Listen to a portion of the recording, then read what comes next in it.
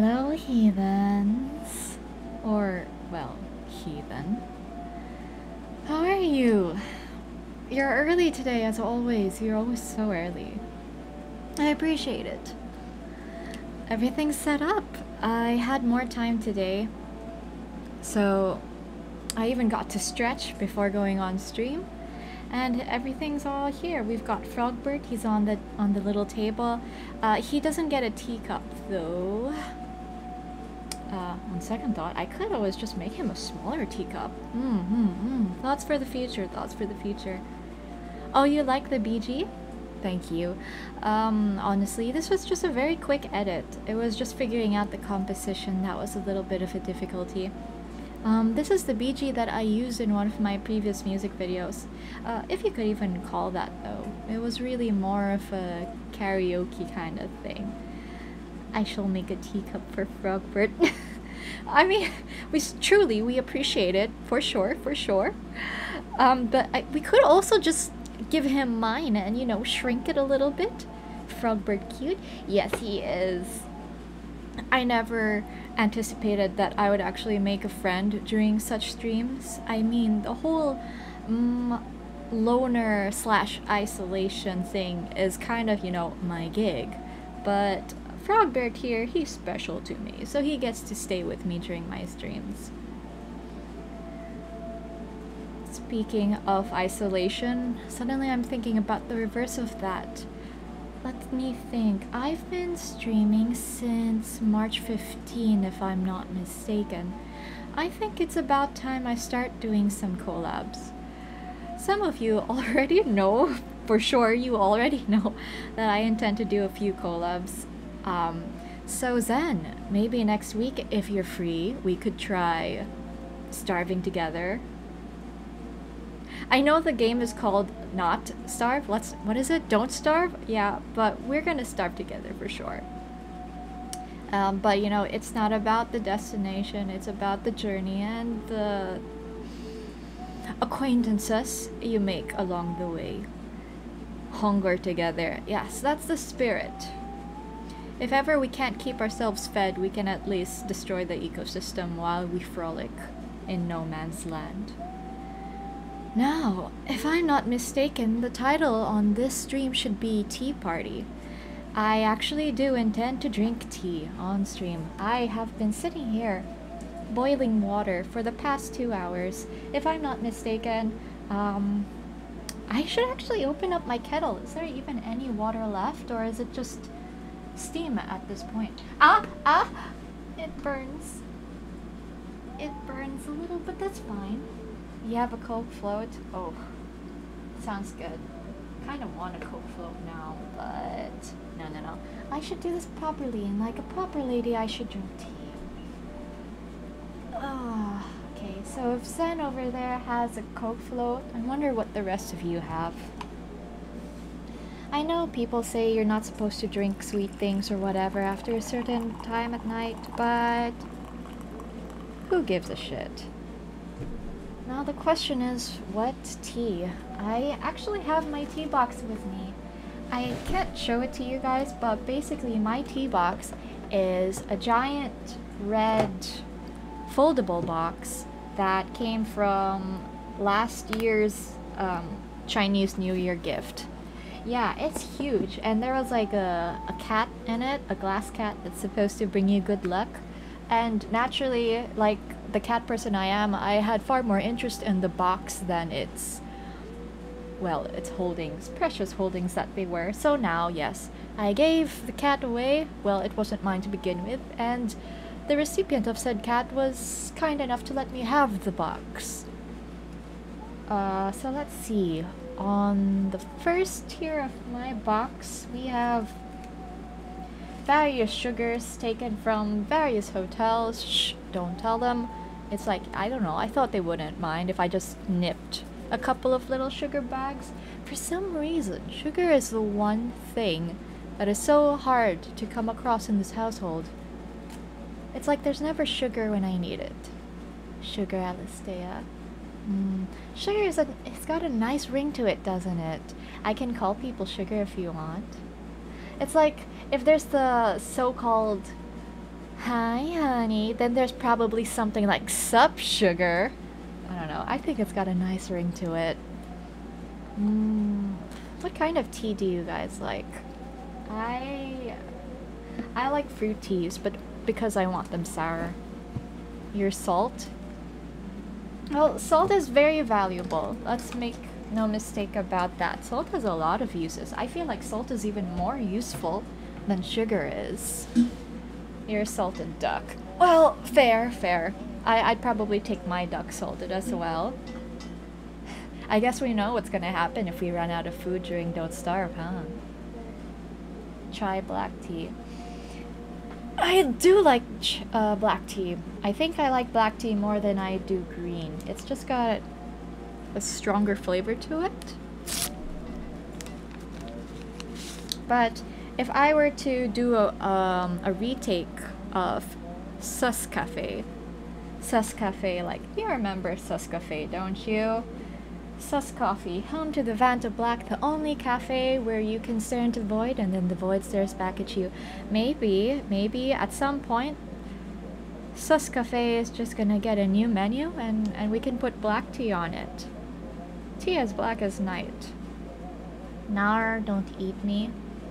No promises.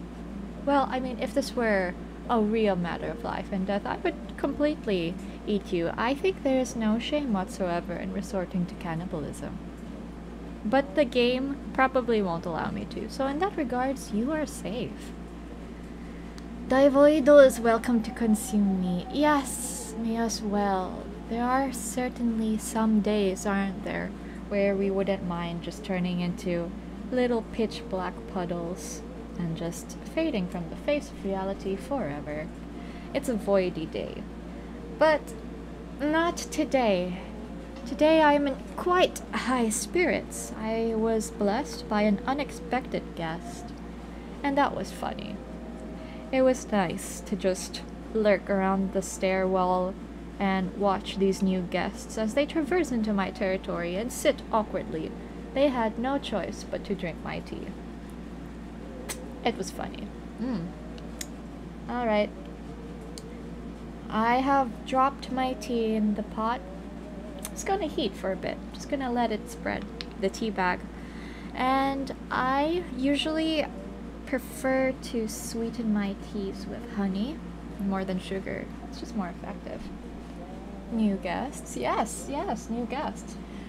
The Lonely Realm has more guests than you would expect, honestly. I mean, occasionally, things do just wander in, you know? Although they don't stay too long, it's best that they don't. The longer you stay in the Lonely Realm, the more difficult it is to leave.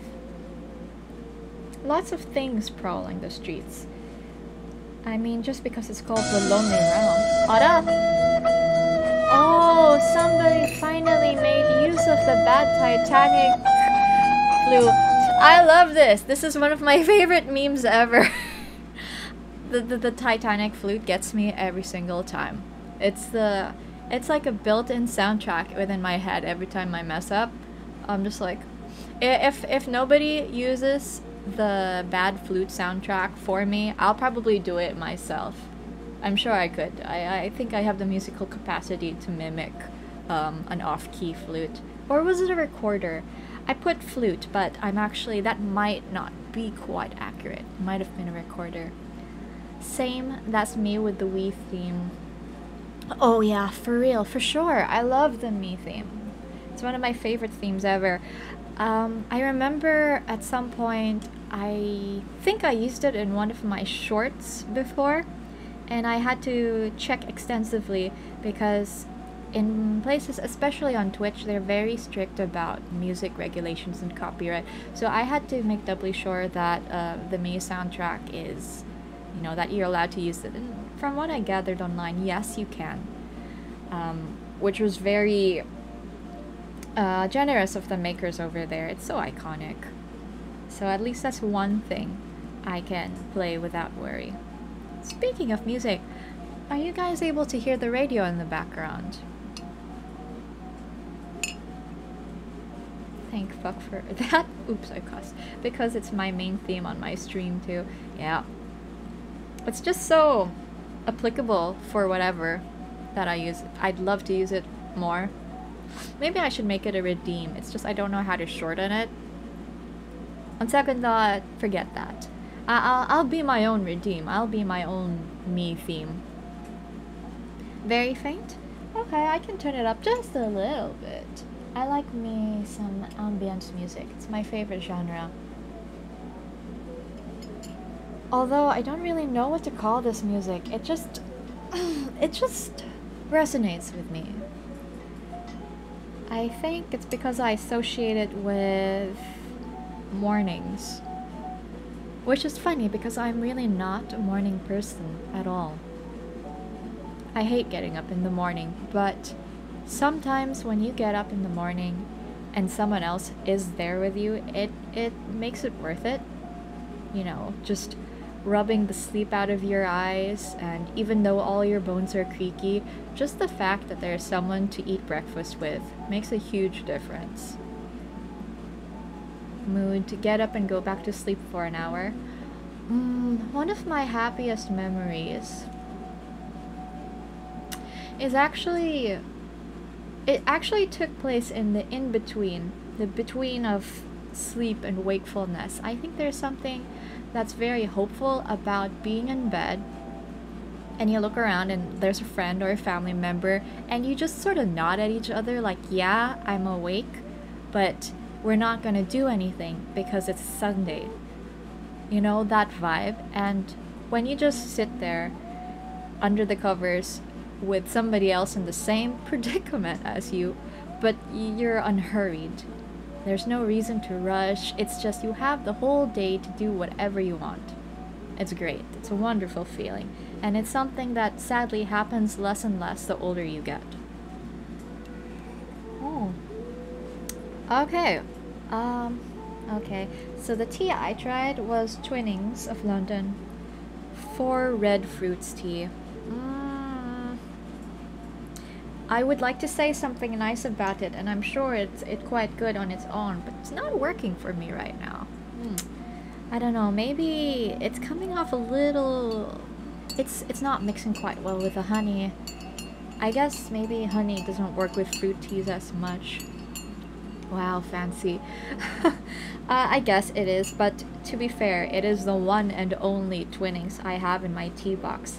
If you were to open up my tea box, it would just be a bunch of random teas. Like, you can tell that these tea bags came from all over, and God knows how old they are. Like, you know how when you go to a funeral,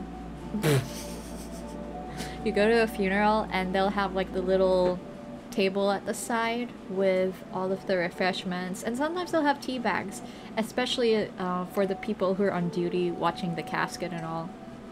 So maybe I might have taken a few tea bags while I was on duty, and then just proceeded to never use them again.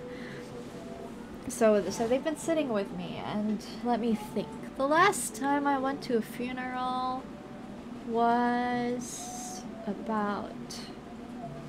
Oh, yeah, it should be. It's been 6 years, hasn't it? Wow. Time flies so fast. That's bad according to superstition. Taking things from funerals.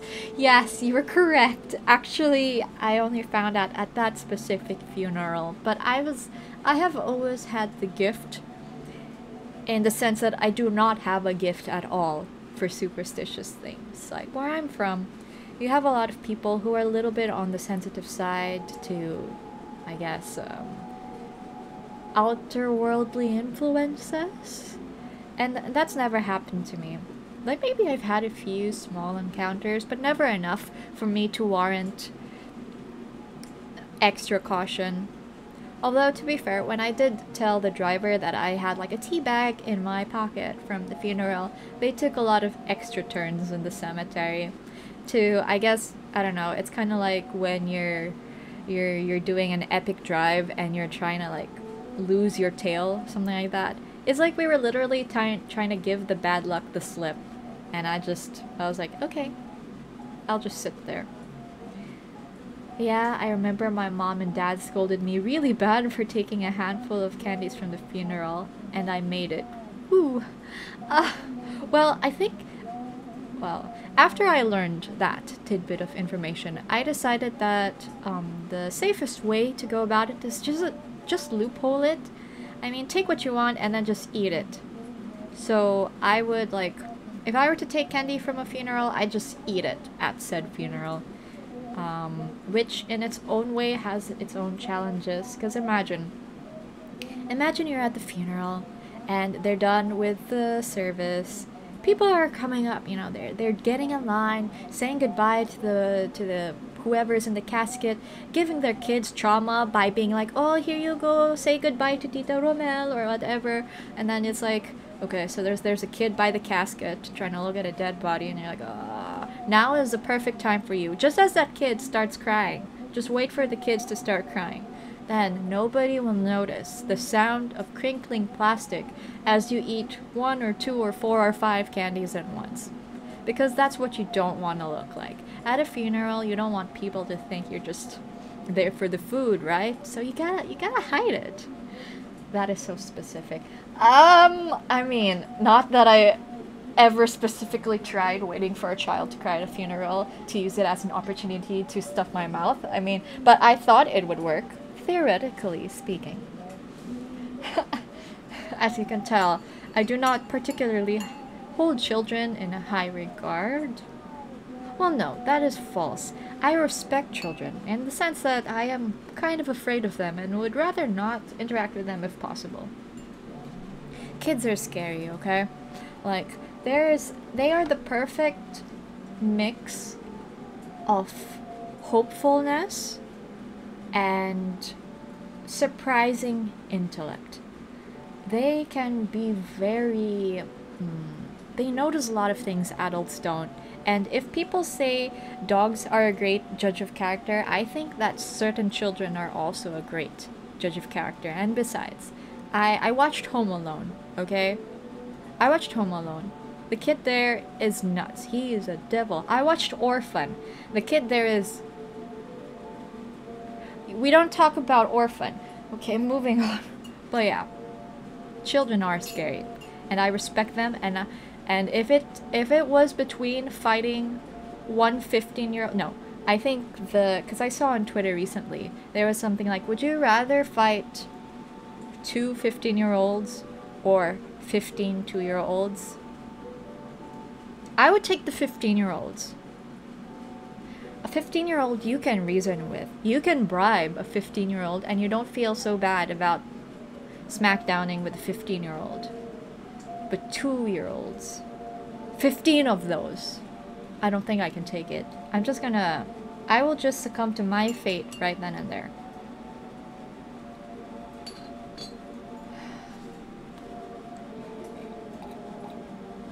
"15-year-old you can vibe with, but 2-year-olds, I'd die."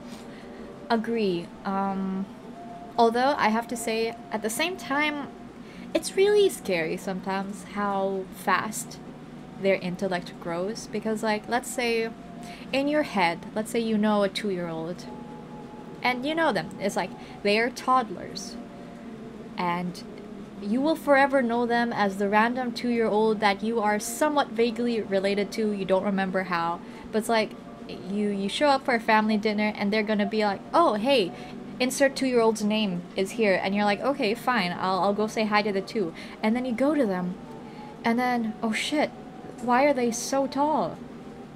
Bam, it's actually been 3 years or something, and in your head they're still 2, but in reality they're 5, and they have like an almost full vocabulary, and they know how to use the internet better than you do. Like, that's the kind of growth spurt that is frightening. Like, I know a kid. Why are you running? Why am I running? Why are you running? I run from children! I run from children, that is not a lie. I just try not to let on how scared I am, but if I see a child that I know personally by name, and they know me, I will probably do everything in my power not to walk in their direction. It's worse when they like you. It's worse when the child likes you, because then they're going to seek you out, but you're going to feel terrified all the same, Except now, aside from just terror, there is also the feeling of guilt. Like, oh man, this child wants to spend time with me, but I'm too crippled by anxiety to talk with them. I hope this doesn't affect them in the future. That kind of thing. But real talk, aside from all of my much unneeded terror for towards children, I think that the younger generation is really amazing.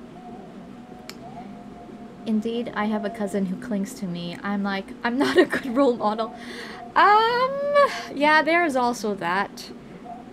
Like, it's okay if you are just a fad for them. Like, as good as a pet that they see once every few months at the family gathering. But Lord, if a child actually chooses you to be a good role model, then you're like, oh man. It's like, oh, I'm holding such a delicate and fragile existence. And suddenly you're gonna be like, shit, do I have to clean up my life now so that I don't ruin this kid's life? So yeah, it's a lot of trouble and there's a lot of responsibility. Another reason why man, children. Anyone who handles a child on a regular basis is like a rock star to me.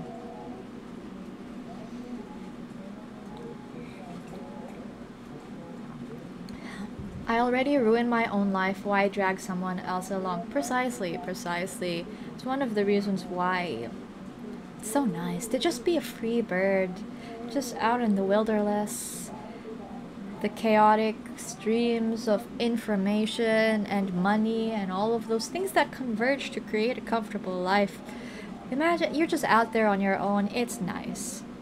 Maybe you might be struggling a little bit with things like crippling depression or whatever, but at least you're not dragging anyone else down with you. Like, one of the reasons why I don't particularly fix my lifestyle is because it's literally just me. It's just me. The guests that arrived here today actually commented when they saw me. They're like, oh, you grew thinner. Are you not eating? And my response to that was, hehe. Hehe.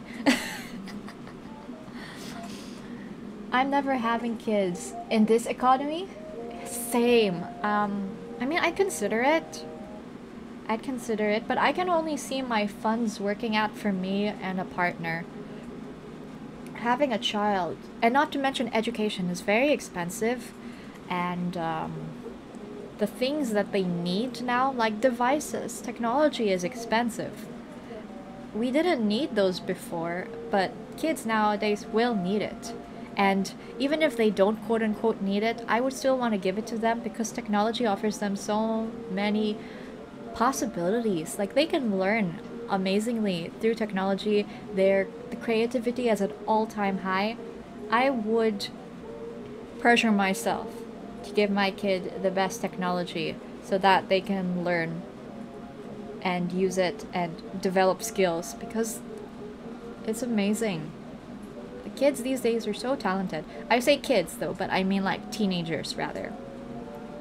Like, the learning curve is phenomenal. They can make music, they can create videos, they can TikTok, which in its own way is also it's quite the production. Wah. Meanwhile, I just quack. Well, I'm sure a quack holds 1,000 words, given at the right timing. Oh my god! Oh man, that sound clip, I got it from Blurp, which you might see every time you avail of that sound clip thingy.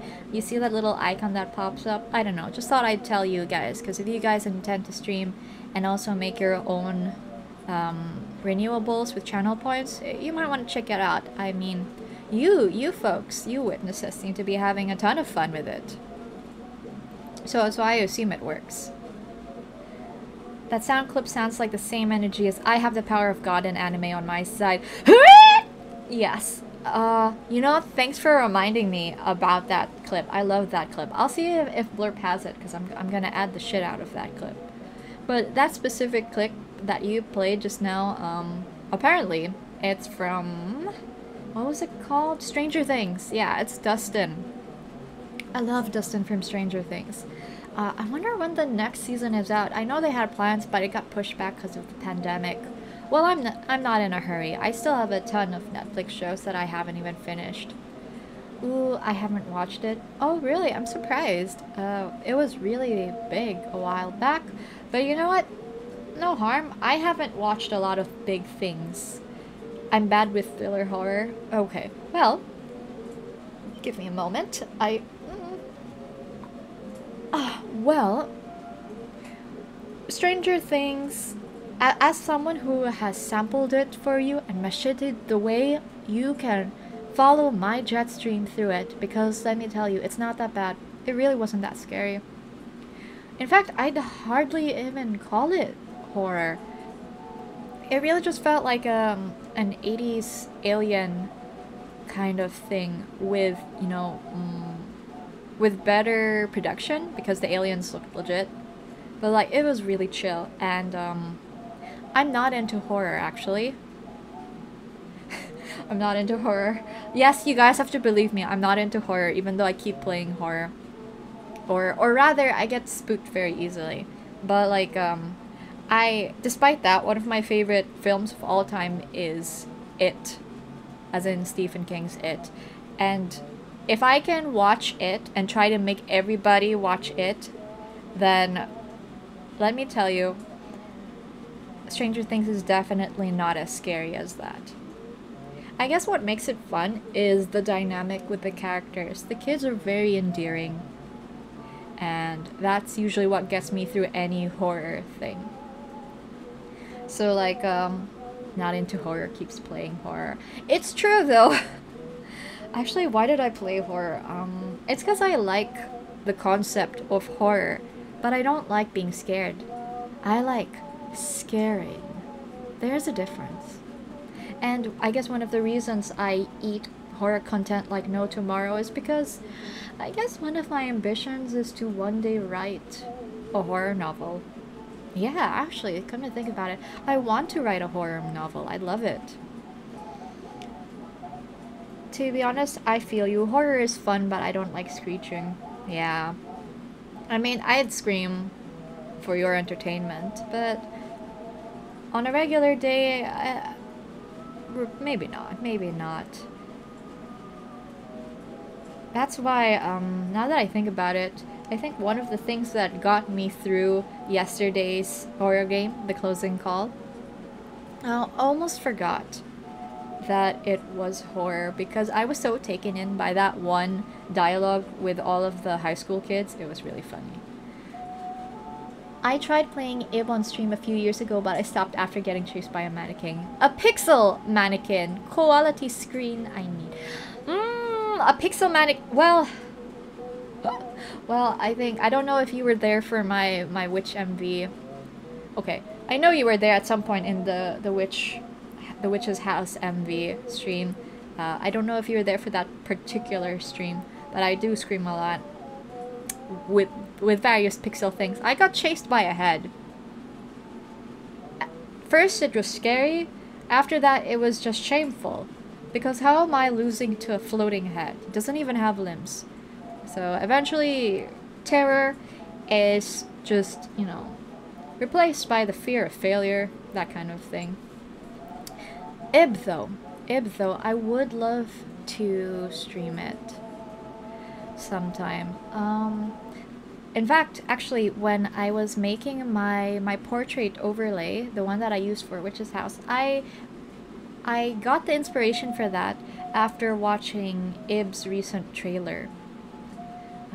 Cause yeah, I think Ib is getting a remake. I've never played the first one, but I'd love to play like the newer version. It's just that if I do that, I feel like I'm not sure if I should play it myself on stream or just by myself, because I feel like a lot of my other viewers would want to play it on their own, in which case might as well just do it separately. We'll see. For me, it was Alien Isolation. Okay, Tell me about that. Tell me about that. What kind of game is that? The lore is interesting. Pictures and art so nice. Okay, all I know actually about Ib is a friend used Ib as an example for why she didn't like Yanderes a few years back, and now I will always forever remember Ib as that one game with the one yandere who does you a dirty and gives you trust issues forever. But I won't say which character that is. Like the Ink game, haha. Oh, are you referring to... So, are you saying Alien Isolation is kind of like Bendy? Would we call Bendy an adventure game or a walking simulation? Because we do a lot of walking in that game. You try to get out of the space station and there's a giant alien you cannot kill. Okay, I'm listening. So all you can do is run?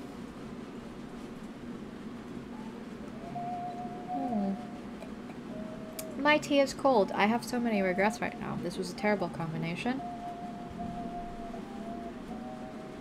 Drinking this tea actually feels like me drinking all of my past failures from yesterday's barista coffee making. Yeah. Imagine, because this is exactly what it feels like. Like, I'm looking at my tea right now. Not only has it gotten cold very quickly, there's also chunks of unidentifiable I don't know what swimming around in it. This was very old tea. I probably should not. At least it isn't spilt milk.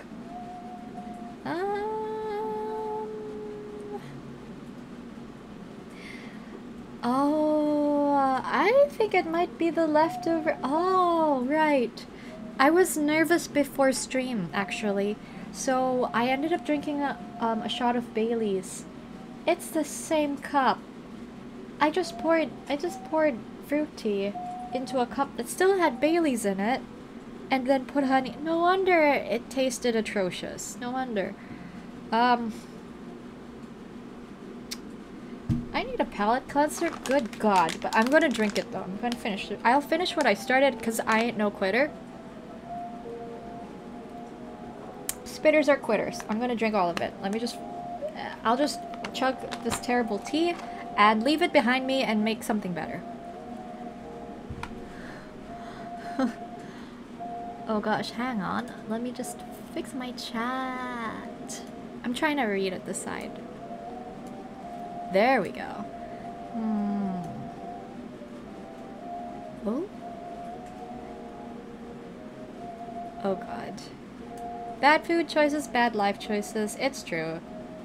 I'm not gonna lie and say I'm on top of things. I think the only thing I'm actually consistently on top of is the fact that I have streamed according to schedule. Like, I've never missed a stream and I'm always on time. And aside from that one kind of scuffed stream where my keyboard just died and the internet was fuzzy as well, all my streams so far have run more or less okay. And that is about the only thing I have full control over. Not my taxes, not my bills, not my investments or my food choices. But it works, it works. I mean, we get by. I think it's important for everyone to have that one thing, that one anchor that they definitely have control over. Taxes, who? Yeah, taxes. Gotta pay those. I need to even take note of all of my things, like my TIN number and SSS and all of that stuff. For sure. Come to think of it, I used to work corporate. For 4 years, I was working in corporate. And then I left for reasons and became a streamer because... honestly, I actually became a streamer out of spite. More on that later, maybe. I don't know. But anyway, the best thing that came out of working corporate was that HR put together a TIN number for me. And that was extremely useful because later on when I moved on to Twitch,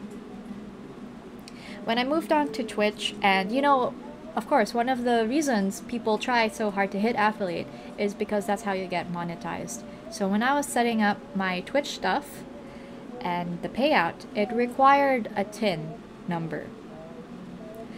So it requires a TIN number, it requires an address, a name, and you have to be careful, of course, when you're filling in those details, because if they're not the same, it doesn't work. I'm a dip, send me luck in Valorant, thanks. Okay, thanks for stopping by, moi. May you hit all of your marks and kill your enemies in cold blood. See ya. Meanwhile, this tea staring me in the face. Alright, I'll finish this tea now. I'll finish it for sure. I'm suffering.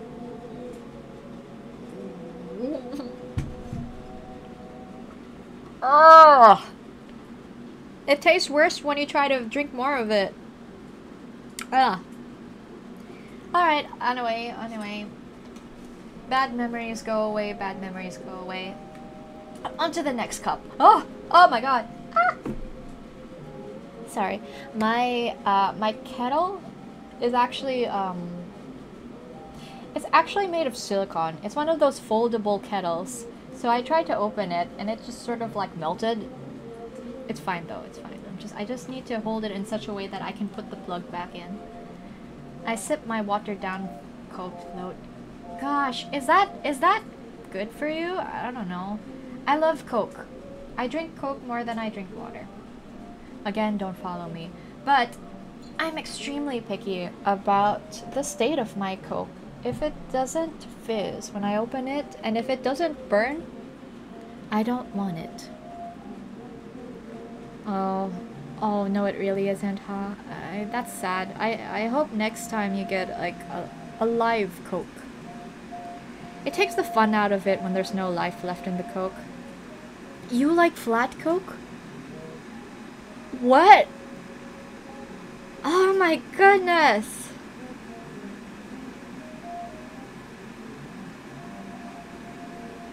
Both of you people like flat Coke? Isn't that basically... No, wait. Isn't that basically just water with sugar in it? Oh man. Well, I shan't judge you for your food tastes. Mine are just as questionable. But I have to ask then. What do you guys like about the flat Coke? I don't like the burn. Goes to show why I don't drink alcohol. Huh. Okay, so it's like, I guess to you it's like the best of both worlds. Coke without the burn. Alright. Well, it might not be related, but then how do you guys feel about spicy food?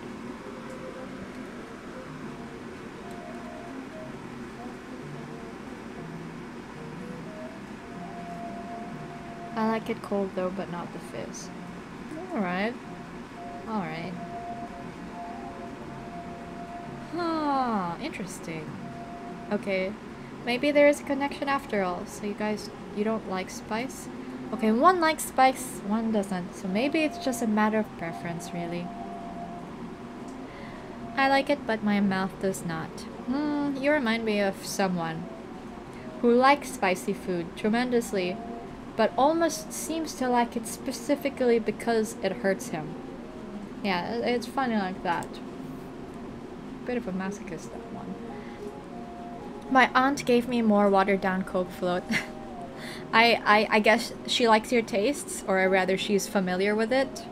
Good for you. Drink that shit up. What if it makes you happy, just chug it.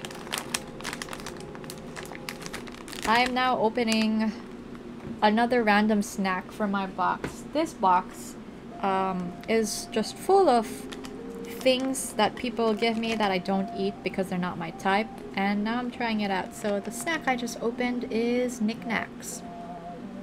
Wow, this is really... I wish I could show it to you guys. I should figure out how to get a second character, a second camera, just so that I can show you whatever random things I'm fiddling with. But this knickknacks, it's like these really small packets, and it's got a picture of a clown on it. And I don't know why it's a clown though, but the knickknacks are fish-shaped. Either way, reminds me of my childhood. We used to have a lot of these when I was a kid.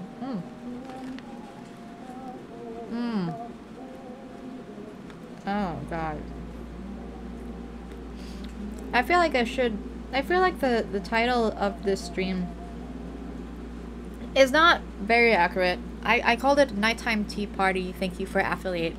While I am definitely very grateful for you guys making me affiliate, I think the better title would have just been Alisteia eats really old food that is probably past its expiry date on stream. It's crumbling. I think I'm gonna choke on this.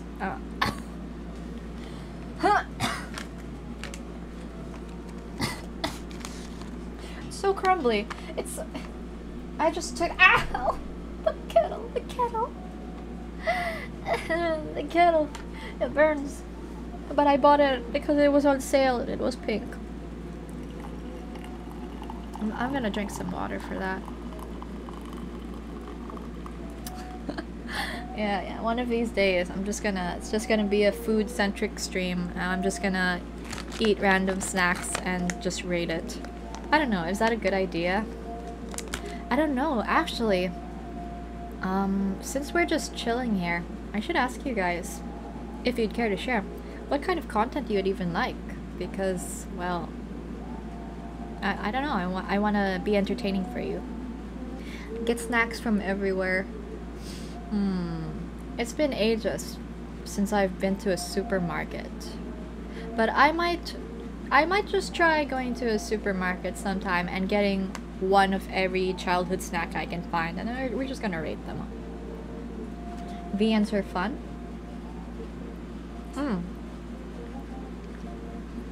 I personally like it when streamers do different voices for characters. Okay then. Well, if that's the case, I might actually have something in mind for you guys. Prod ZD has just been spending the last few vids rating junk food, lol. Alright. Well, I don't think I can do several vids, but maybe once or twice I could do it. Yeah, maybe it's an idea. It's just fun. I'll try to figure out though. I really feel like having an extra camera would help. I've also been considering doing things like putting together kits on stream. But anyway, first, VNs are fun. And okay, noted on that. Actually, I do have this VN that I myself have been wanting to try. I think it was called House of Fatamorga. It's on Steam.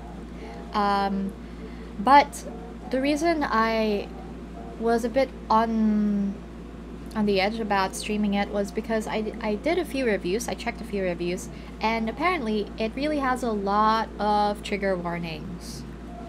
Yeah, and because I haven't played it, I don't know exactly how in-depth it goes with certain matters, and I was concerned that it might not resonate well with some of the audience, but I'll look into it again, because it really seems like my type, as in it's my preference, like it's the type of story I'd like to cover. So we'll see. Me with bad plus faith, to be honest. I remember you mentioning that, yes. And then let's see, another one, FPS. You want me to play FPS, huh? Okay. You know what? I actually have been eyeing this one game. I wouldn't call myself the biggest mecha fan, but for some reason, the concept of piloting a robot is very, very attractive to me. So I have low-key been trying to keep up with the development of this new FPS game. They basically described it as a mix between Valorant, but with Gundams. And I was like, oh, I want in on that. It'll be disastrous, but at least I'm gonna be in a mecha. What's the title? Oh shoot. You know what? Give me a second if you would please. I'm gonna pull up my stream because I know I tried to sign up to be on the beta testing for that. Yeah, nice. Let me see. Gundam FPS in the making. Oh, I love how it's... I think it's called Gundam Evolution. Yes, if I'm not mistaken, yeah. And they said it looks a lot like Overwatch. Okay. So there you have it, Gundam Evolution. When I last checked, it's already on stream for the testing. But it's closed currently because they have enough people testing it. And then you can sign up and they'll let you know once they have more slots open. Yes, it's an actual Gundam game. I think I saw a few teasers. I remember I was watching another streamer's stream, just chatting. I was looking at, his name is Daifuku, and he basically plays all kinds of games, but also builds kits on stream, which I thought was very cute. It's really fun to watch him just make little Gundam. Anyway, so I saw on his stream he was watching a teaser, and I think they had Barbatos, like Gundam Barbatos on it. Now, I'm not the biggest Gundam fan in the sense that I wouldn't call myself a diehard loyalist. I've only watched a few of the shows. Shows that were like, Gundam Seed is what first got me in. Thank you, Cartoon Network. I watched Gundam Seed, and then I watched Iron-Blooded Orphans. That really got me. That's what dragged me back into Gundam. It's Iron-Blooded Orphans, and I just remembered it because Barbatos is one of the most famous Gundam from that particular show. And I was like, okay, I'm in. I won't ask questions. I'm just gonna go for it. I don't even watch Gundam, just Gundam adjacents like Valve-Rave and Code Geass. Oh, I haven't watched Valve-Rave, but I've seen Code Geass. And I do remember the nightmare frames in Code Geass. They had really striking silhouettes. That's what I liked about it. Although, except for that one nightmare frame in Code Geass that looks like Anubis, that was weird. That was a bit weird for me. Gundam Wing and Gundam Seed were my childhood, but I honestly couldn't tell you what it was about, lol. Oh man, strangely, okay, both Gundam Wing and Gundam Seed, yeah, both of those were my childhood. It started out with a classmate bringing a Haro to school, and I was like, what is that? And then the rest is history. But I actually do remember Gundam Wing and Seed a lot. Most of what I remember from Gundam Seed was the main character getting dragged into a Gundam, except semi-willingly, so it was kind of like Neon Genesis in that regard, except he really wanted to save people. And then I remember him sort of having a fallout with his best friend, yada yada, and I think one of the things that stuck the most to me about Gundam Seed, aside from the actual war plot, was the love triangles were so weird. Yeah, Kira. I was like, okay, Kira setting up with Flay, and Flay is a terrible person, but a great character, and I love her until now, despite all of her issues. And then there was Laka's Klein, poster girl for Gundam Seed, but I was like, wait, she's engaged to Kira's best friend, Atheron. Why is there so much? Why is she with Kira now? So I was like, that was wild. And don't even get me started with Kagali. Yeah, Kagali is the best girl. Anyone can fight me on this if they like, but she's the best girl in Gundam Seed for me. And because of that, I can never forgive Gundam Seed Destiny for what they did to her. Anyway, I'll stop there because I don't want to spoil it too much. Although technically you guys did see it, you just can't remember. So here I am, jogging your memory. I remember when I first started with Gundam, I was really young. I was like a little fledgling weeb. So I was in an airport in Hong Kong. I just finished watching Gundam Seed. And I was just like begging my father to let me run off to whatever stores had like anime merchandise. And I was like, oh, they have Gundam. So I came up there. And I was taking a look at the stuff for Gundam Seed. And then I was like, wait a second. That guy looks like Kira, but why is he wearing a Zaft uniform? Why is his hair black and his eyes red? Did he just recolor? And then there was another guy, and he was blonde and wore purple, and I was like, did Atheron change his hair color? Because the concept to me, I thought it was normal back then for anime characters to change their looks. No, apparently not. apparently they were actually completely different characters. The only reason I thought those characters were Kira and Athrun was because in that same box set was a girl who looked just like Lacus Klein, and that's where the mindfuckery starts, because apparently in Gundam Seed Destiny there is a Lacus impersonator, who I also love, by the way. Mir Campbell did nothing wrong. Okay, she did a few wrong things, but anyway. So yeah, imagine my shock. I really went into Gundam Seed Destiny seriously thinking that Kira and Athrun just got major overhauls to their design, and I was perplexed and also relieved to find out that those were just completely different people. I don't remember any of this. Yeah, dude, it's for real. Okay, so the guy I mistook for Kira was actually called oh no, not Kira, his name was Asuka. Shin Asuka.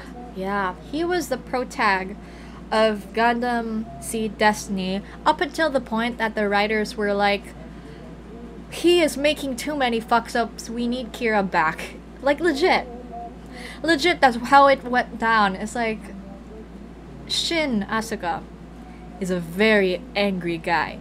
I mean, the opening of Gundam Seed Destiny was like, I was 9 and watching it, and like they killed a family on screen. I was like, whoa there.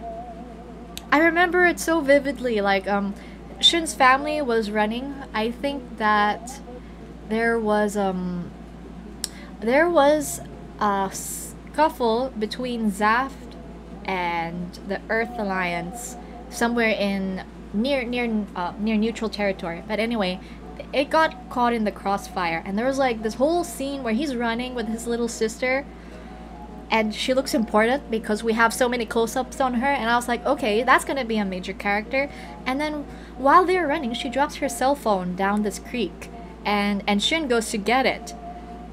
Literally in like 5 seconds max of footage, they drop a friggin' mobile suit on the family. And it just explodes. And I was just like, huh? They killed the family so fast. And I was just freaking out. There's a part even where Shin is like crawling through the wreckage, and he's holding his sister's phone, which is the one thing that saved him, because if he didn't get that cell phone, it was a flip phone, by the way. That's the reason why I wanted flip phones when I was a kid. If he didn't get that cell phone, he also would have been smushed. Anyway, it was very traumatizing for me, for the audience, and for Shin especially, which is probably why he's so angry all the time. He was so angry. He was the type to just jump to conclusions and get blinded by rage, and he was way more violent than Kira was. So at some point, I think the writers were just like, we made a mistake. We need Kira back here. And then they literally just yoinked Kira from retirement and were like, here's a war. We need you back in the mobile suit to go out there. Yeah. Gundam Seed Destiny was a little bit of a disaster, but I remember it very fondly. Oh, he was the Impulse Gundam pilot. Yeah, he was. And then there was Ray, that guy, the blondie, who's really sus guy since the very start. He was really sus. I actually thought he would be our token mask character. Trying to remember the names. I'm really bad at this. But like, I know that a very well-known character in the Gundam franchise, I think his name is Char. But there was definitely the trend in Gundam where there'll be that one blonde dude with a mask. Then they reuse it quite a lot, and I thought it would be him. It wasn't. But still. There was a lot of cases of imposters, mixed identities, people coming back from the dead because they weren't actually dead. Yeah, no, they don't revive people here. I think at most in Gundam Seed, the most they'll do is like kill a character, and then they'll be like floating naked in the cosmos, and you're just gonna have a telepathy moment, and you get to have their last words before they disappear in the ether forever.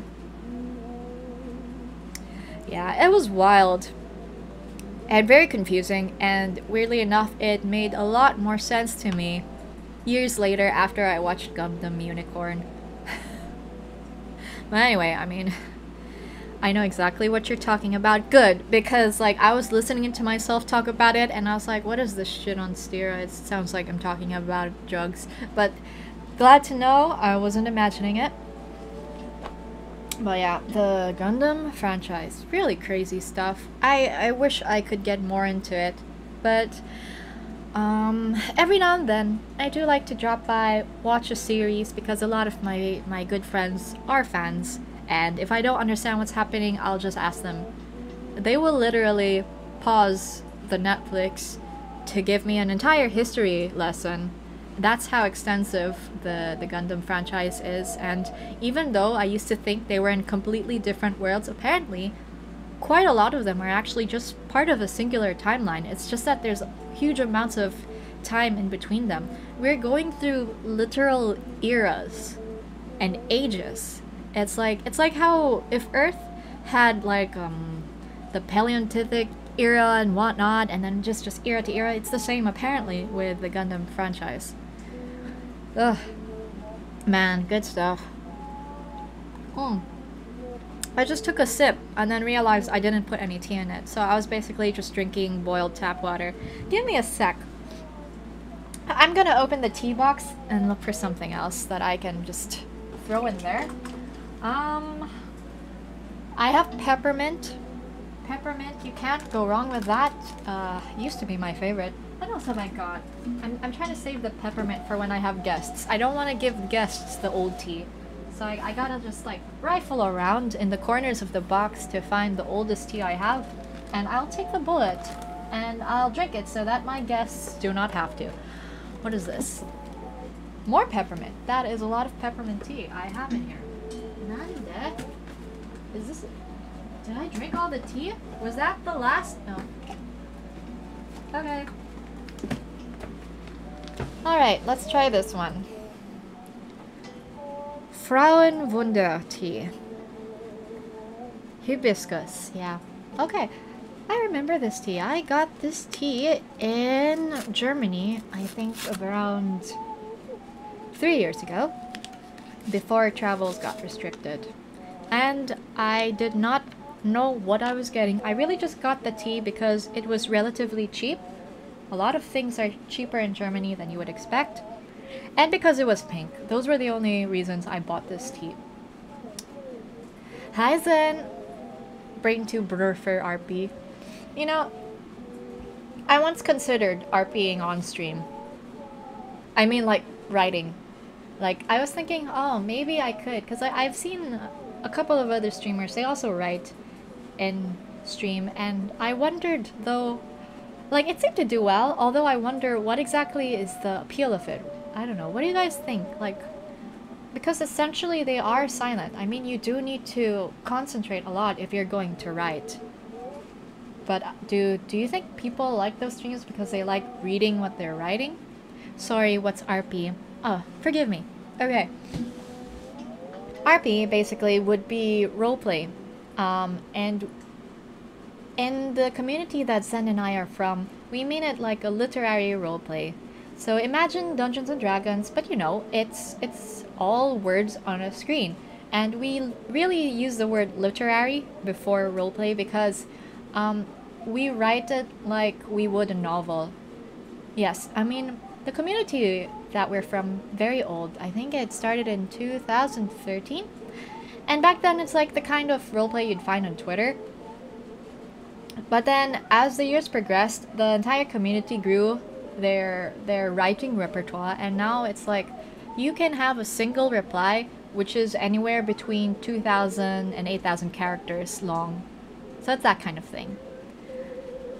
I mean, there are streams for coding and stuff, so it's like typing. You're right, now that I think about that. Huh. I guess...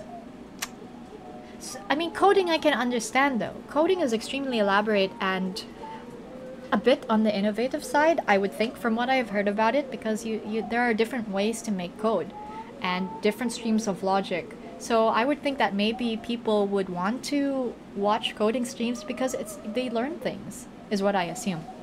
But For all we know, it's the same with writing. Maybe there's like aspiring writers out there. Or maybe it could also just be like the appeal of parallel play. I don't know, it's a very introvert thing. The thing when you're like in the same space as a person, and you're not even interacting, you're doing different things, but it still feels like company. I guess writing would be okay too. I'd watch it for the chill vibes. Yeah, could. I mean, if nothing else, it's nice ASMR in the background, I guess. Because, at least for me, because if I do this, my keyboard is hella loud. it really is. I don't know if that's a good thing or a bad thing, but you're just gonna hear check, check, check from me. Like, really slow check, check, check. It's been years, but I can still only type with about 4 fingers. I've seen people type with all 10 of their fingers. Like, that is a skill. And they type like chaka chaka chaka chaka, and I just love watching that. I think that's amazing. But no, I can only use my index finger and my middle finger, and thumb is for space. That's it. Okay. I'm watching the tea. The color is nice. Oh, the smell is nice. Oh, I wish... Honestly, if I were to do comfy streams, because that's one of my goals, I'd like to be a comfy stream type of person. My biggest regret is that you guys cannot smell what I smell, because this tea, I don't know if it's going to taste good, but it smells amazing. I mean, it is a flower tea. It's a hibiscus tea. Your voice is very comfy. Thank you, thank you. I'm glad. I guess...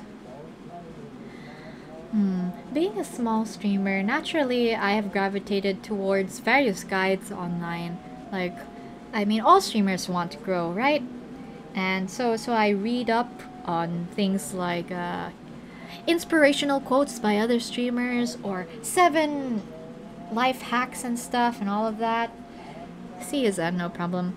And I know a lot of people will talk about how they want to do this or that, and but what's holding them back is the fact that they do not like their voice. I am very blessed, I think, to have a more or less pleasing voice, I think. It's not too high, not too low, although there are definitely other voices that I would, no cap, simp over and give my life for. And those voices are the best. I love hearing them. Okay, gotta take the tea bag out. I think I left it in long enough, maybe? I will be drinking so much tea, so I better not be seeing any of those hydrate redeems, cause heathens. This is my second full cup of tea. That is more than I take within a day. Tea review. Well, we can do that while we're here. I really am intending to go through my... Oh my god. You did not. You just redeemed a hydrate, you bloody cryptid. You heathen. Right after I... But I'm gonna drink water anyway. Because today's stream is all about giving thanks. So I will do as you request. Whack.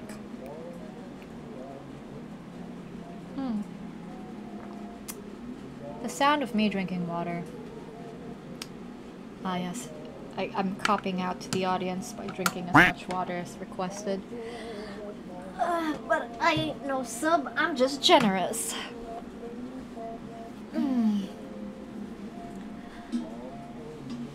Purple heart. Is that the color that you associate with me? Is it purple? Every time people ask me what my color palette is, I just go with purple and green. But I think at some point I'm gonna have to choose one. Purple, really. Yeah. Purple is a very popular color. Have y'all ever been on the VTuber side of Twitter? It's amazing. I love watching the drama unfold, but also other things. I think it's very fun to observe the way the relationships thrive and seeing how popularity works. as an experiment. Because I before I gave up everything to become an anime girl, I studied communication. I studied interdisciplinary studies, and under the tracks were again communication and also psychology. So watching the social sphere of VTuber Twitter is quite a treat for me. It's nice to watch and not be watched for once, you know? And the reason I thought about it just now was because purple is very common. I remember this. I was so amazed because you were smart. I was your kohai. I remember those days. Yes, I remember when we were at the academe together. And I kind of missed people calling me senpai. Let's not lie. I guess that's one of the things I miss about leaving school. Now we're all just sad working class members. But the reason I thought about it was because purple is a very popular color, I noticed. If you're gonna go to VTuber Twitter, a lot of the people there are either purple or pink. But I like that the community is kind of self-aware about that little joke, that inside joke, at least for the pink part. Because, you know, pink-haired cat girls, that's really, that's practically a brand. I mean, you have Nyanners, of course, and although not a cat girl, there's people like Iron Mouse. So the whole cute girl, pink, some kind of animal aesthetic is thriving right now. There's so many of them, and they do not give a shit. They're just like, they're making posts like, if you are a pink cat girl VTuber, comment on this and we'll make an army. I love it. I love how they just incorporate it and like take advantage of it. I vibe with them. Yeah, I thought you would. Although technically, Zen, you are a duck. You were a duck VTuber, a yellow one. And I will be honest, I don't see many of... Or, technically, are you orange? What color do you plan on going with? Because all of the assets you asked me to make you are mostly orange. So, are you going for orange or yellow? Just asking, so like, if I go to your streams, I know what color of heart I should be spamming. That being said though, is there an orange heart on Twitch? I mean, sorry, not Twitch, because we actually get our emojis from Google in general.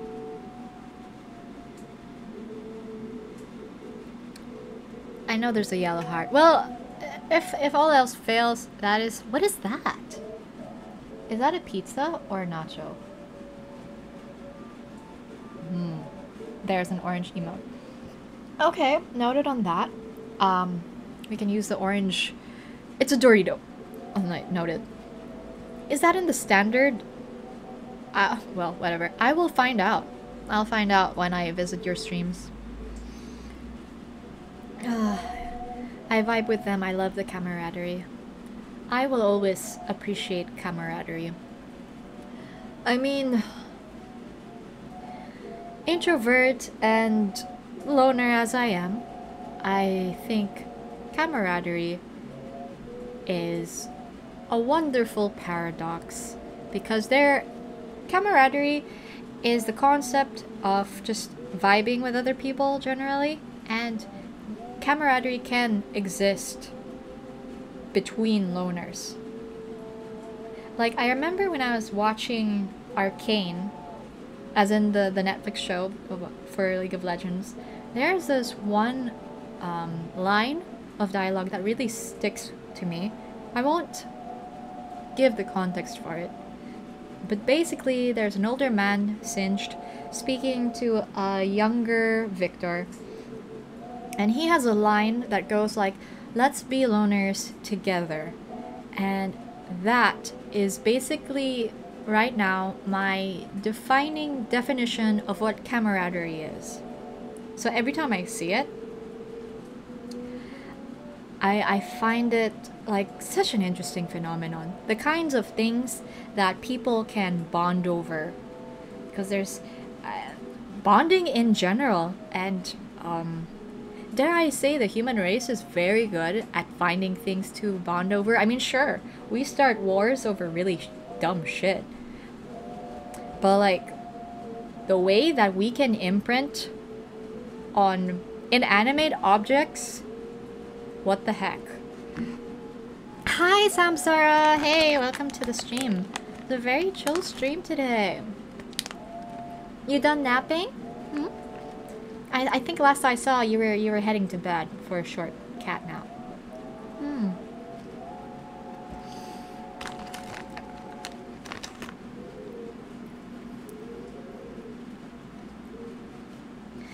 Are you gonna... You just woke up? Are you gonna drink anything? Have you had dinner yet, actually? Have you been eating? I'm starting to sound like a Mystic Messenger character. Have you eaten lunch yet? Dinner?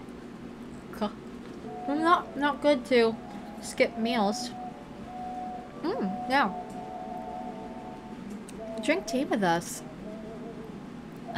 Zen is having a watered down Coke float, and I'm on my second cup of tea.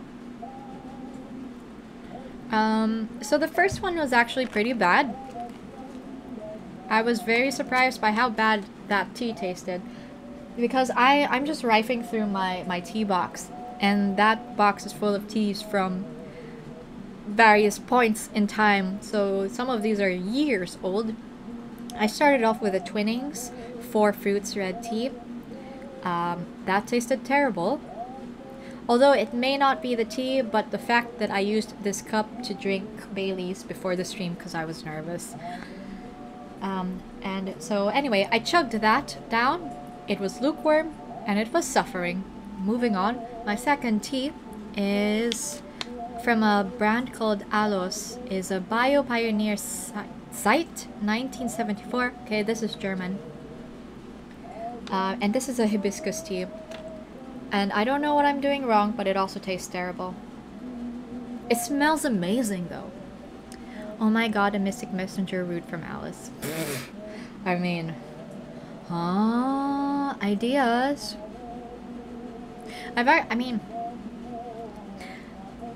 technically speaking, I have not done my debut yet. Or rather, I started streaming without much ado. I just started. Because a lot of streamers that I see, at least on Twitter, they really build up this thing. They have a debut, which is where they're going to show off their model and talk about their lore. And usually they have a lore video, teaser, trailer. I haven't done that stuff yet. Maybe I'll do it when I get a live 2D model. We'll see. But anyway, I remembered I was considering using a visual novel format for my lore video. So now that I think about it, a Mystic Messenger kind of thing would also be fun. That sounds fancy in theory. Maybe you're oversteeping the tea. It's a city. Hi, city! Welcome to the stream. We're just here to chill. What time is it for you over there? Did I oversteep the tea? It's possible, actually. No, I don't think so. I had my eyes on the tea while it was doing its thing. No, I would say actually my mistake was probably the fact that while I'm drinking this hibiscus tea, I'm also eating a very old Knickknacks packet from the bottom of the tea box. It's in case you don't remember, you might have had this before, but it's basically like fish-shaped sweets, wafers, but the mascot is a clown for some reason. Anyway, it's very sweet. So that could be one of the reasons that the tea isn't tasting as great as I thought. You're gonna tell us to eat our lunch. It's 10:44 a.m. so early. Yes, early. For me. I think I woke up at 3 p.m. today, and that's only because my Alice little tingle, it was telling me that there were people at the door. I will try to be human, BRB. Yeah, sure. See you in a bit, Nana. Oh, but like Persona 5, in a way it's mysterious and creepy. I've never played Persona 5. My brush with Persona was Persona 3. And, oh, now that I think about it, I never finished it. I got very far in Persona 3 though, but like, the final boss was a real kicker. I was having a lot of trouble there. But it brings back a lot of good memories. I played Persona 3 on a PSP that I didn't even buy. I mean, yes, I bought it. I bought it of somebody else. So it was already an old PSP. But I didn't care. I couldn't tell the difference because I didn't have many consoles anyway. So for me, it was the most amazing thing to play on a PSP. Perhaps I am the one in the mirror dimension with a regular sleep schedule. City, you're in a league all of your own. We should aspire to be like you and have a regular sleep schedule. But then again, sleep schedule is defined by your lifestyle, and as I have nobody policing me, as in no one at all, I can go absolute days or weeks without seeing a single person. And I stream at night, so really, what reason have I to wake up in the morning? Yes, P3, definitely my favorite. Also my favorite characters. Yeah, it does have my favorite characters. And then I moved on to P4, which I did not play. I didn't play P4. I watched the entire anime, though. They didn't quite stick as well as P3 did to me. However, before P5 came out,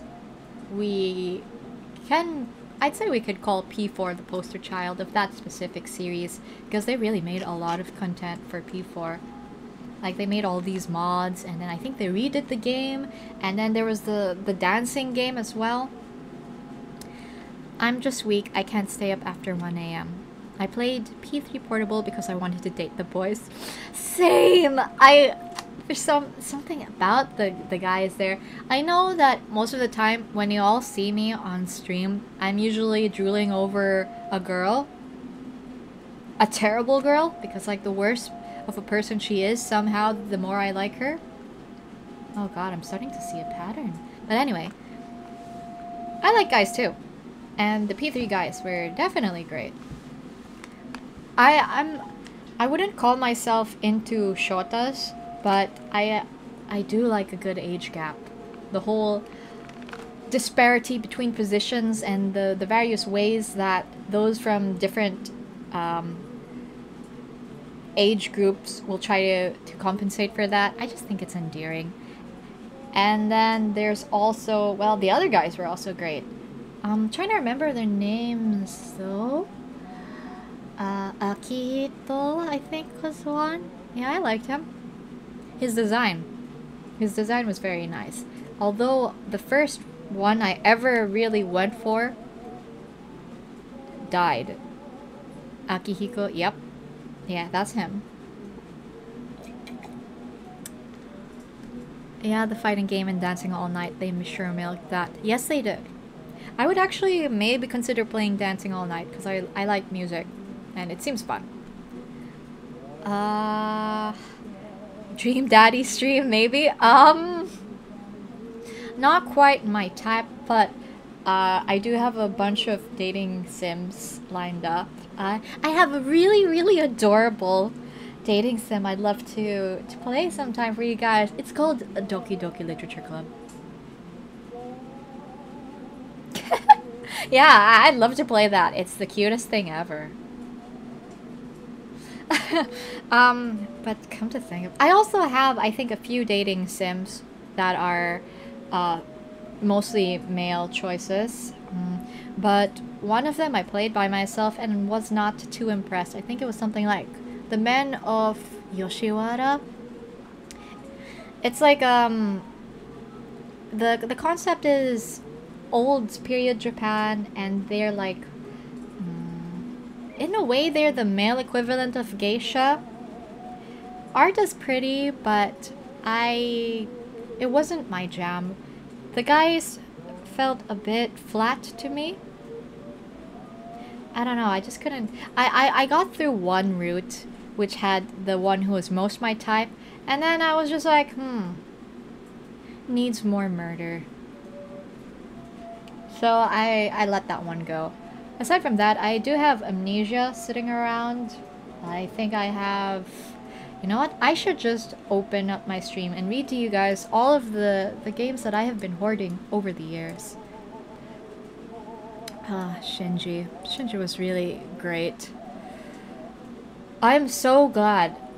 Past me, I pat her on the head, like, good idea making that one save point.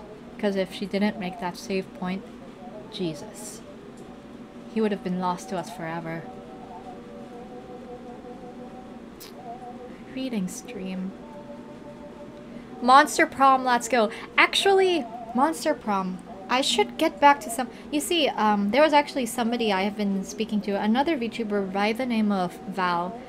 She streams mostly on YouTube, and we sort of like bonded over the whole eye thing. Yeah, because I like putting eyes on everything, and she makes prosthetic eyes. Anyway, we were talking before about a collab that we might consider, which would be Monster Prom, but in versus mode. So I should talk to her again. I don't think you can stream Nitro plus BL games, but that is a place to be. Damn straight. You cannot stream those. I wouldn't dare stream those. I don't think Twitch will let us get away with that. If I do stream this, if I were to stream a Nitro game, it would have to be on YouTube. I don't know. Do I wanna... I feel like... Although I feel like a Nitro game is a game I'd rather have to myself. Also, I don't want you guys watching all of the bad decisions I make. I can't reveal too much of my inner workings, you know? It takes away the fun. Actually, speaking of YouTube... It's the best bad decisions you'll make. Surely it will. Well, then again, all of you heathenous witnesses must have come here knowing that there would be all sorts of bad decisions to be made in my stream, so I guess if I were to make, say, a few questionable choices, it wouldn't be that surprising now, would it? Still, it is a BL game, and I'm not sure all of you witnesses would be into that. Though a fair number of you would be. Oh, speaking of YouTube, I have been thinking about how to stream on YouTube. Reason being that Twitch will most likely not support karaoke streams. And I really do want to do one at some point. So if I do a karaoke stream, it will most likely be on YouTube. Just to be on the safe side. I keep reading up on like the Twitch's rules. The rules are rigid, but they don't quite enforce it as rigidly. Still, why take chances? So, yes, karaoke stream, someday, one day over the hill and yonder, YouTube. I'll figure it out.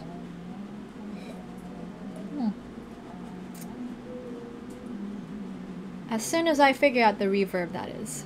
Leans mic over to you. What are other games you're planning on playing, BTW? Okay, well, if you guys get to see my About panels that I just finished fixing this week, I do plan on playing Nier Automata. It won the poll, because I have access both to Replica and Automata. But Nier Automata won, perhaps because the anime adaptation is in the making. And I'm pretty set for Nier. By that I mean I have the special overlays that I've already made. BRB later perhaps. Take care and all. Congrats on affiliate. Thank you. Have a great day. Take care. I'll be watching. Whereas yes. I also made a costume because as you have noticed, I like changing my wear to fit the occasion. So I do have... There exists an android Alice, and you will see her when I play Nier. So Nier is one. Another game that I wanted to play, I think it was Undertale, yes. It just feels like such a staple. A lot of people have played it.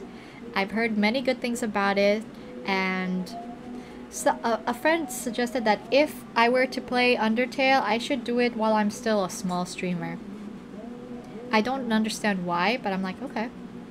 And then yes, the other things on my list, Closing Shift is there, but then the very same day I put it on the list, I also decided to just play it because, I don't know, my restraint was particularly bad that day, and Yakuza 0. I don't know, it just sounded fun. It just sounded, I've seen so many memes. I want to understand what the heck is going on that side of the gaming world. So yes, Yakuza is there. But as for other games, let me go to my library. Among Us, I have never played Among Us before, and I just want to join in for the chaos. At least once in my life, I have to experience popping out of a vent to stab someone and then being seen by someone who is like right on the corner of the screen. I mean, I would be exceptionally terrible at that game, which makes it perfect, don't you think? I mean, I have a terrible sense of direction. I like murder. And I say a lot of sus stuff, so it seems perfect for me. What else have I got? I have Buried Stars. I want to play this. A friend recommended it to me, so I will be going with that. It seems like my type of game. Love the visuals for Buried Stars. I also have Devil May Cry. I'm actually a little on the fence about that one. I don't know, should I? Devil May Cry? Well, okay, on second thought. If I play Devil May Cry, I can have a really cool costume. It's gonna be so edgy. The Devil May Cry that I have in my library is 5, which I did not buy myself. I got it from somebody else's library who I am connected with. So sometimes I like to just ransack his games and see what gems I can find. Pretty, but you need a controller for that. Is that so? Okay, not impossible then. I do have a controller, but I've never played a controller game before. So I'm gonna have to do test runs for that to make sure it doesn't malfunction in the middle of stream, otherwise I'll just cry. Speaking of which, I also do have the collab with Zen coming up sometime. We're gonna play Don't Starve Together. City Sparks. Oh, hey! Thank you so much for the sub! I appreciate. Thanks a lot, City. Wait, let me fix... the alerts should be over all of the logos. Let me move it so that I can see y'all perfectly next time. Must see. Yes, Yakuza 0 would be better with a controller too. Oof. Well, time to use my pink controller, which I naturally bought just because of the color. At least it'll finally see some usage. It'll be a worthy investment. So I'll try that out too. I just need to know, is Yakuza 0 where we're gonna see that meme song? The Dame Dame? I wanna see the scene where that comes from. So I'm hoping it's there. I feel like knowing the exact scene and origin of a meme is like this generation's version of being cultured. I have to know where this meme came from. How about Honkai BTW?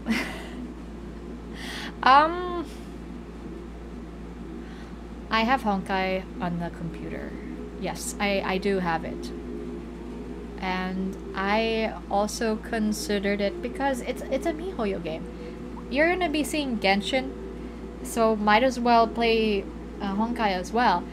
I guess the only reason I haven't been playing Honkai yet is because I get overloaded by information pretty easily, which is one of the things I felt when I've been jumping from game to game, and in the past few weeks actually, because I had to learn a lot of things like plugins. I'm not a techie person, but I had to learn how to put in plugins. I learned how to create overlays, how to add subs and all of these words you see on the screen, surprisingly, it was a lot for me to learn. And the thing with Honkai is it feels like build is important. Like, you need to understand the weapons you're equipping. You need to understand the stigmata. When I played Honkai before, I just collected all of the hot girls, and I didn't really even understand their skills. I just knew that Kiana, get. That was my only semblance of a framework in Honkai. Not really if you ask me, you just go through the story and be sad. Well, in that case, you do have a point. One thing that Honkai definitely has, the quality of their cutscenes are amazing. And they do it so well. Also their music videos. Yeah, I'm actually nuts about their OSTs. So if you put it that way, I would like to go through the story just so I can get to the part where all of the songs spring from and see it like real time. So yeah, actually, you know, maybe one of these days I will do a Honkai stream. Yeah, Honkai has got the cutscenes down pat. Like, they are perfect in that division. It makes me wish that they would do the same for Genshin, but at the same time, Genshin seems to be doing so well on its own that they don't need that. They don't need it.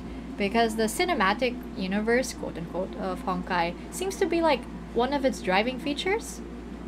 So I guess if Honkai has that thing that's going for it, and Genshin doesn't really need it, then they'll just leave it as is, because both of them are performing well. Honkai was the testing ground for Genshin cutscenes and whatnot. Is that so? But the Genshin cutscenes, okay, not gonna lie. Somehow the quality looks better with Honkai. And the open world, the Sag, the tragedy. Knowing what I do know about the Honkai universe thus far, I admit it's making me a little bit scared. A little bit scared for all of my mains in Genshin. They haven't pulled anything just yet. But I know MiHoYo is not afraid of killing a playable character. I will never let my guard down. Oh my god. Oh no, suddenly fear. So much fear. Who are they gonna kill? What if they kill? I had that scare. There was actually that scare a few months ago. Or I don't know. It could also just be Sky fucking with me. Like he'll come into my chat box every now and then, and he'll drop this morsel of info like, "Hey, rumor has it they're gonna kill Child." I'm like, "What?" And then after that sound class, and then it became like, "Oh, they're gonna kill Albedo," and I'm like, "Huh?" And then it was like, "Oh, they might kill Venti," and I'm like, "Bitch!" So yeah, I'm quite afraid. But they haven't killed anyone yet, so that's good. Although my money is on Lisa. Not a spoiler, just based on her lore so far, I feel like if they kill anyone, it's gonna be Lisa. There are like 3 open world modes in a mobile game like Honkai, and it's kinda wild right now, so when you update, it's a GG. Are you talking about the file size? The file size of MiHoYo games, man. I'm glad I didn't get into Tears of Themis. That would just kill my resources. Oh, or Kaya? Yeah, honestly, Kaya also does have a few death flags hanging around him, not gonna lie. If they kill Kaya, I will freaking riot. What am I gonna do with my shrine? What do I do with my Kaya shrine if they kill Kaya? Well, I guess I can always just canonize him as a saint. Redheads always die, as MiHoYo says, okay? Wait. We don't have a redhead. We don't have... Do you look? Oh no. We have one redhead in Genshin. Child is a... No! Everybody stay away from Child. He is too bad of a person to die. Okay, I know, I said it.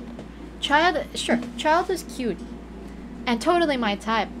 But it's because he's a terrible guy. Who happens to like family. That doesn't excuse his other problems. Oh yeah, but he has a little bro, so that's true. That might give them reason to kill him. But we have seen Tuser. And he doesn't look like he doesn't look like he can replace his bro. So I don't think they would even play that angle, you know? Gosh.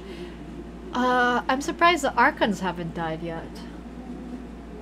We just had like one death scare and one fake death, but that doesn't count. In fact, they didn't. There was even that one plot line. I think the Archon quest in Inazuma. They totally were. They had all of the setup they needed to kill an NPC, mind you, but they didn't take it. It's like you have the perfect shot, bullseye. They didn't take the shot. So I'm like, maybe it could also just be that MiHoYo decided to put the kid gloves on when handling Genshin because, well, there really are kids playing the game.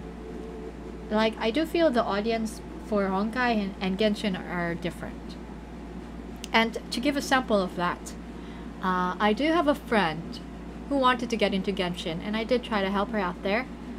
The reason she got into Genshin is because her baby cousin plays it. I don't know how old her cousin is. Could be 12, could be 9. All I know is that he's the same adventurous level as me, and he has a lot of 5 stars, and he knows what the word simp means because of YouTube. Thanks YouTube for destroying our youth. He simped for D-Look apparently. But anyway, point is, he's a kid. And he really plays Genshin a lot, so yeah, I feel like if that is part of their audience, they might not want to kill people as much.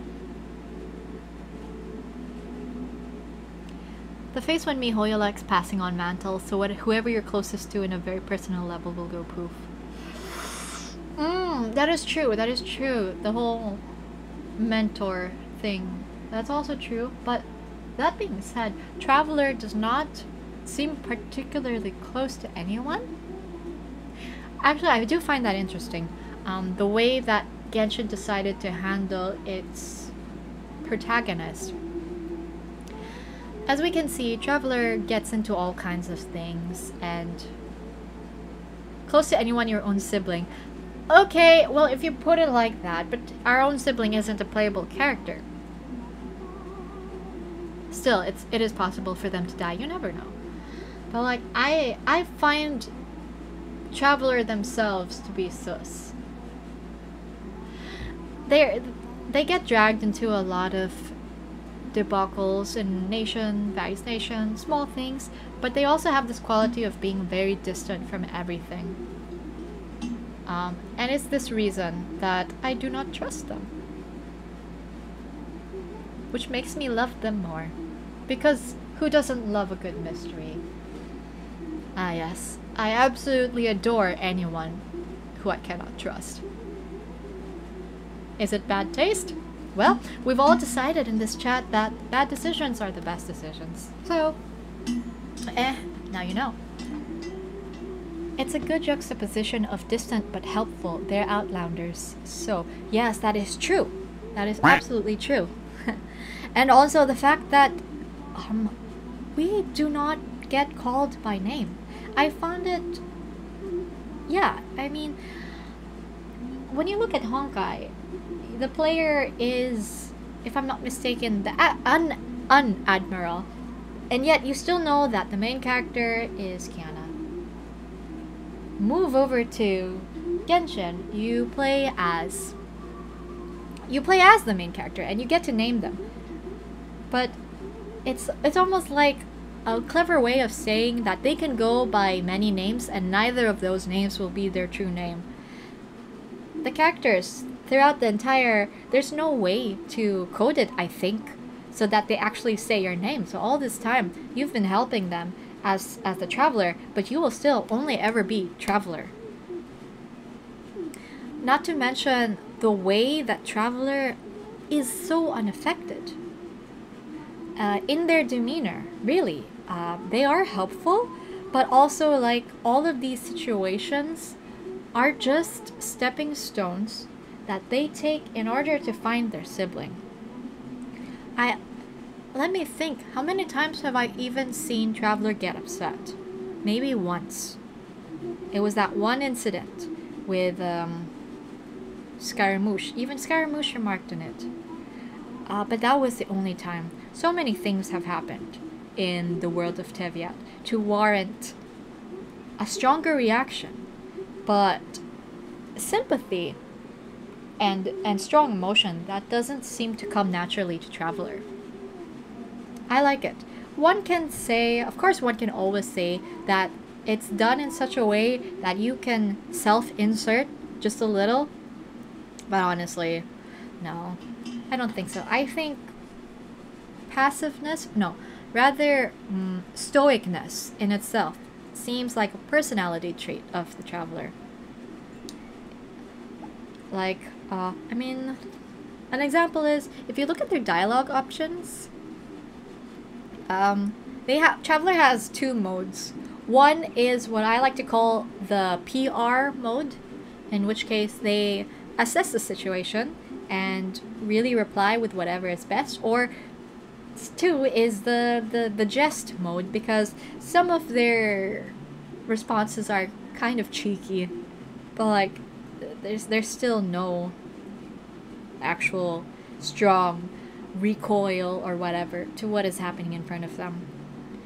There's also the subtle difference between when you use Aether, is it Aether or Ether? Or Lumine as Traveler. Aether is more soft, Lumine seems more firm. That is true. When I see clips of them, and also the way the fan base depicts them, whenever Lumine comes up, she is like such a girl boss. She's just here to get shit done. And Aether is more like, okay, I'm gonna help you. It's like he's here for... Aether is here to clock in for his day job. Lumine is here to get promoted. Like, that's the vibe I get from them. I love both of those siblings, though. And I do feel that, depending on who you play as, the story does shift on its axis a little bit. Yeah, I love the twins. Back when I visited the MiHoYo Cafe, I was really searching for coasters of them. Because, I mean, no offense to Paimon. Paimon is the mascot, and I guess she's a little bit more helpful than we give her credit for, because we like to give Paimon a lot of shit. But yes, I really went out of my way to locate Aether and Lumine coasters. And I'm happy to say that I found some. Although, as seems to be a trend with me and coasters, I cannot locate where they are now. I have a lot of coasters. I think I've hoarded like 4 different kinds of coasters. I cannot find any of them. One coaster I got was on sale on Shopee, naturally. It's a rubber sakura flower thing. It's very large, and I got it because my tendency to have drinks and then forget about them means that they either burn the wood or sort of warp it when the moisture comes down, so I need that. And then there's this one talented creator, Devil Candy.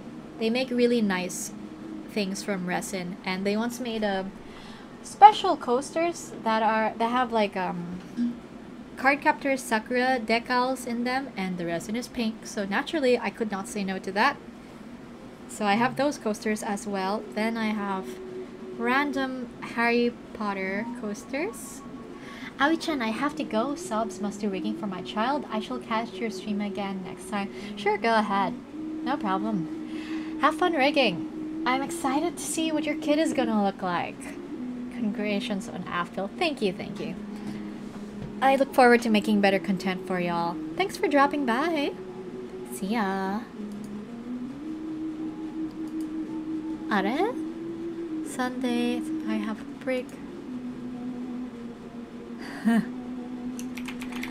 Alright. It seems about like things have calmed down. I think I shall pass the top. This is a mini Genshin lore theocraft. Yeah, this just chatting stream went places, huh? Unexpected places. To tell you the truth, just chatting is one of my favorite game types. No, sorry, categories. And yet at the same time, it is the one I am most uncertain about, because what do you even do in it? So, you know how I have abominable sleep schedules in general, but like last night especially, I was laying awake because I was thinking about what I would even talk about in today's Just Chatting stream.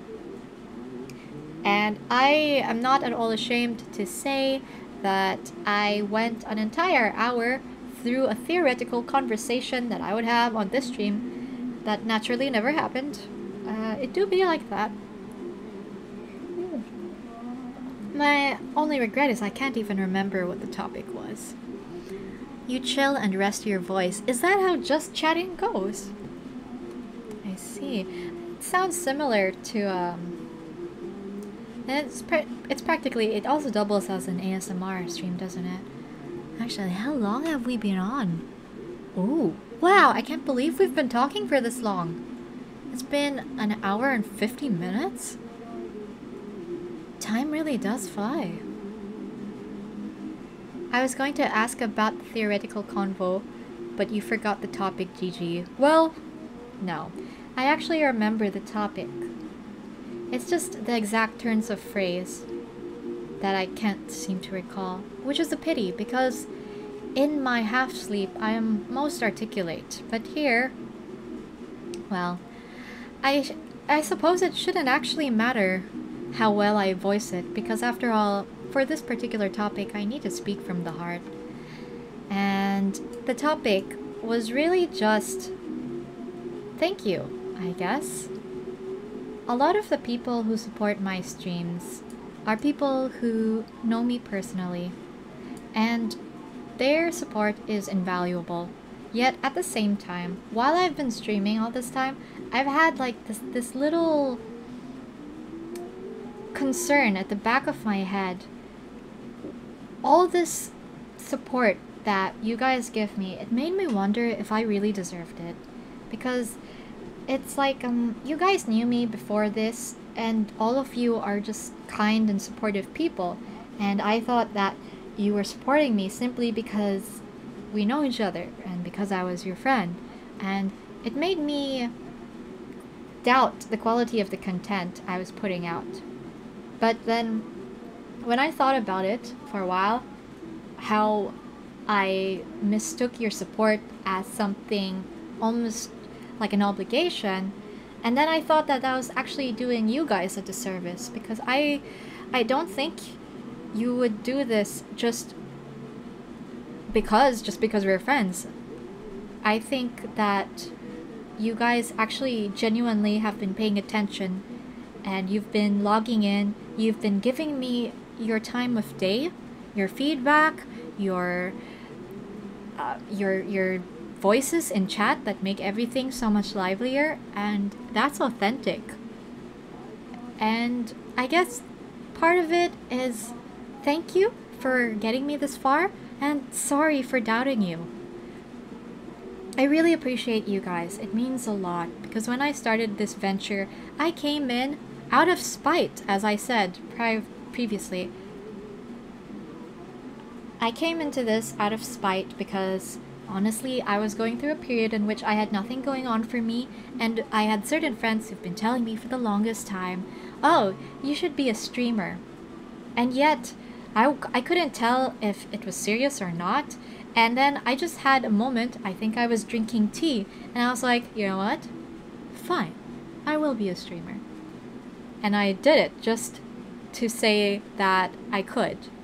But then when I actually devoted to doing it, that's when I got worried, because I would share it, of course. I had something going on with me finally, so I'd share it with my friends. And then the fear came that I was talking too big, and that I actually wouldn't be able to churn anything out.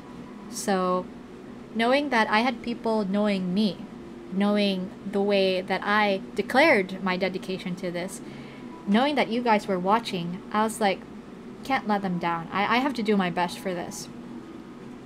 And fear although that may be called fear, it's also the kind of stress that I think is very positive. And you guys being here and just watching me and listening, it didn't put me under the microscope. It just gave me even more reason to do better. So every time you guys listen to me rant, or every time you tell me that you're coming into my stream and all I can muster is a meager little thank you, please know that it actually means the world to me, and I'm very thankful to all of you. Personally, I don't support things half-ass. If you deserve my time, you do. I believe a lot of people think so too. I somehow knew you would say something like that. Yeah, that's actually, a response like that is exactly what I was thinking about when I was like, yeah, bye. If I doubt their dedication, then technically I'm actually the one who's in the wrong for doubting you guys. So I was like, gotta remedy that. So I've decided that I'll just keep having fun with my content and keep churning out content that is true to me, because I know that whatever I do, as long as I do it well and with my high standards in mind, that you guys will enjoy it. So thank you for getting me this far, and for the subs and the cheers and the bits and all of the little likes on this platform or that. It has really made this undertaking worth it. And I'm gonna go much farther so that next time you do things that you normally would just do for an Oshi, I can feel like I definitely earned it. Like, yes, I will go further, and I will not go off the deep end, promise. The only thing I will ever compromise for my streaming gig is my sleep schedule.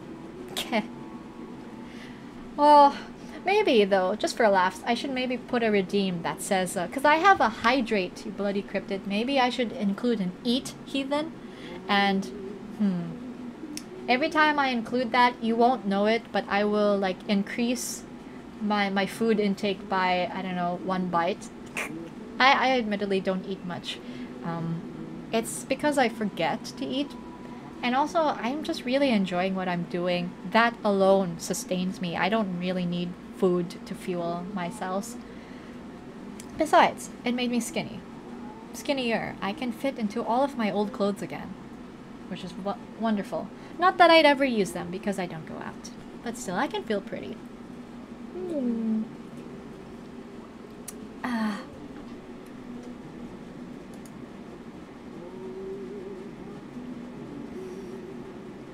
I wonder if we chill, perhaps now would be a good time.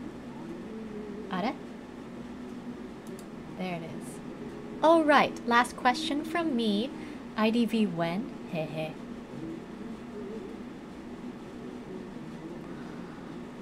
Ooh, you know what?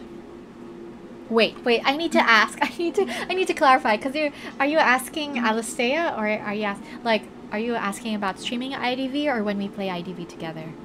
Although technically, knowing the plans of one of our other cryptid friends, it's very possible that both of those will happen at the same time. IDV when? Is now a good time to get back into it, actually. I can put it in a schedule. Would you want that? It's really just gonna be embarrassing though, because I'm very bad at it. But I'll do it because I love the IDV characters. So yeah, I could play it on stream, or we could just play it together. Maybe we could even play it together during a meeting. Getting back into it through PC version is interesting. Yeah, it's the controls that I'm kind of worried about. I'll give it a go. I frankly have not had that much time for myself, in the sense that I haven't been playing games that I want to, because I'm always cramming for my streams, and that's even when I actually started early. So I'll try to be more rigid with my days off, just so that I can at least go back to the games I used to play for personal pleasure. And Once I figured out how to IDV on the PC, I'll let you know. So that we can play again. Sound good? Gotta stretch my... I'll stretch. There goes my third cup of tea. Yep. Tastes awful. But tastes sweeter because you guys are here. I'm so smooth. Yeah. Giving myself cookies. Yep. I think this is a good place to conclude it. The stream, I mean. My cup is empty. But for sure, I'll definitely find more to pour out for you guys. Thanks for coming to the stream. Thanks for keeping me company. I'll see you after this, Samsara, because, you know. Good work tonight. Thank you. I'll see you on Tuesday. Sleep well.